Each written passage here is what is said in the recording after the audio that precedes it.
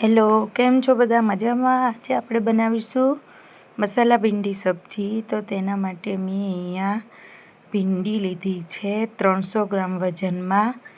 તેને આપણે પહેલાં બધી ભીંડીને સરસ સમારી લેવાની છે. તમે એમાં જોઈ શકો છો કે ભીંડાનો આગળનો ભાગ અને પાછળનો ભાગ કાઢીને વચ્ચે ચેકો પાડીને આપણે ચેક કરી લેવાનું છે કે ભીંડો ખરાબ નથી.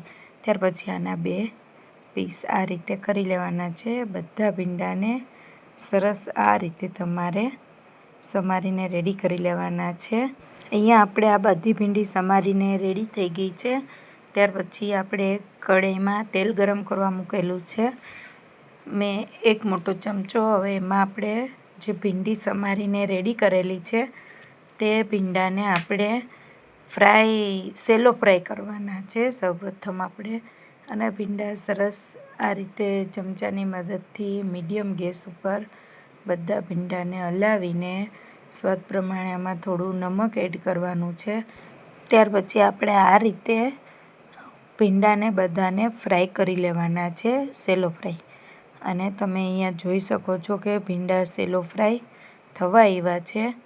હવે આપણે આને એક ચમચાની મદદથી એક પ્લેટમાં બધા ભીંડાને આપણે નીકાળી લેવાના છે. ત્યાર પછી આપણે આ ભીંડાને સબ્જી બનાવવા માટે આપણે આની ગ્રેવી રેડી કરવાની છે. તેના માટે મેં અહીંયા 1 મરચું, 2 મીડિયમ સાઇઝના ટમાટર અને 1 ઇંચ આદુનો ટુકડો અને કરી પત્તા 10થી 12 નંગ લીધેલા છે. તેની આપણે એક સ્મૂથ પેસ્ટ તૈયાર કરી લેવાની છે. અને ત્યાર પછી આપણે જે મસાલા લીધેલા છે મેં વઘાર માટે, રાઈ મેથી છે, આખું જીરું છે, હિંગ છે, હળદર છે, મરચું પાવડર, ધાણા જીરું, જે આપણે ગ્રેવી પહેલાં મેં તમને બતાવી એ ગ્રેવી રેડી કરી લીધી છે. સ્વાદ પ્રમાણે નમક છે, 3 મોટી ચમચી સિંગદાણાનો ભૂક્કો છે. અને ત્યાર પછી આપણે આને બધાને ફ્રાય કરવાનું છે. એક કઢાઈમાં તેલ ગરમ કરવા રાખેલું છે. તેમાં તેલ આવી જાય 1 મોટો ચમચો એટલે એમાં રાઈ મેથી, આખું જીરું, હિંગ, હળદર એડ કરીને આપણે જે ટમેટાની પ્યુરી લીધી છે તેને એડ કરવાની છે. ત્યાર પછી આપણે એને થોડું ફ્રાય થવા દેવાનું છે ઓઇલમાં. ત્યાર પછી આપણે જે મસાલા લીધેલા છે, ધાણા જીરું, મરચું પાવડર અને ત્યાર પછી ઓલો સિંગદાણાનો ભૂકો તેને એડ કરી દેવાનો છે. સ્વાદ પ્રમાણે નમક અને 1 ચમચી મેં સાકર લીધી છે દળેલી, તેને મેં આની અંદર એડ કરી લીધી છે. હવે આને થોડું કૂક થવા દેવાનું છે.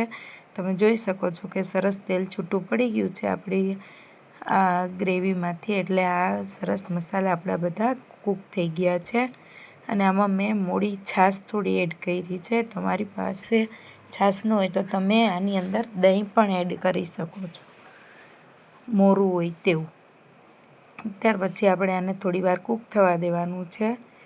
અને થોડીવાર પછી તમે જોઈ શકો છો કે સરસ તેલ છૂટું પડી ગયું છે અને આપણી ગ્રેવી સરસ રેડી થઈ ગઈ છે. હવે આપણે આમાં જે સેલો ફ્રાય કરેલા ભીંડા છે તેને આપણે એડ કરી દેવાના છે અને થોડીવાર આની અંદર કૂક થવા દેવાના છે. આ આપણી સબ્જી બનીને અહીંયા રેડી થઈ ગઈ છે, મસાલા ભીંડી. ફ્રેન્ડ્સ, આ મારી મસાલા ભીંડીની સબ્જી સારી લાગે તો મારી ચેનલને જરૂરથી લાઈક, સબસ્ક્રાઈબ અને શેર કરજો. Thanks for watching my video.